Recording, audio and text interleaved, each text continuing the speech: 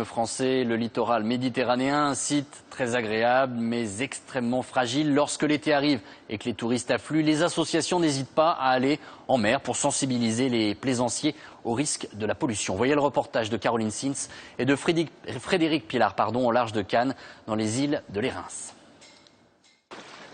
Une eau limpide qui attire les plaisanciers. En été, 1500 bateaux mouillent entre les îles de l'Érins. Un risque de pollution. Alors, les membres d'une association de protection de l'environnement viennent en kayak à la rencontre des vacanciers. On fait une campagne d'information sur l'environnement. Qu'est-ce que vous faites, vous, de vos déchets là, après le repas? Nous, on a tout le sac poubelle à l'entrée de la cabine et tout systématiquement va dedans. 4 ambassadeurs en kayak accostent les bateaux. Première leçon, comment bien jeter l'ancre pour ne pas abîmer les fonds marins. Est-ce que quand vous cherchez à mouiller l'ancre, vous cherchez des zones sableuses ou vous ne faites pas vraiment? Forcément sableuse. Un bon élève, ce Parisien. Juste derrière, un bateau remonte son ancre, pleine d'algues. Mauvais point. Les herbes se prennent dans l'ancre, ça arrache tout, comme c'est une plante protégée. Théoriquement, il pourrait avoir une amende.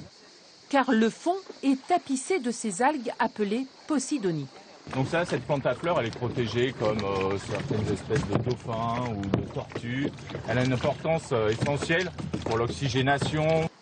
Expliquer, conseiller les bons gestes. Les plaisanciers sont souvent attentifs, indignés par la pollution. On voit des bouts de bois, des planches, on voit de tout. On voit de tout flotter.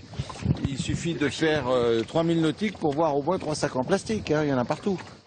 La durée de vie d'une bouteille en verre est de 4000 ans, celle d'un sac plastique de 450 ans.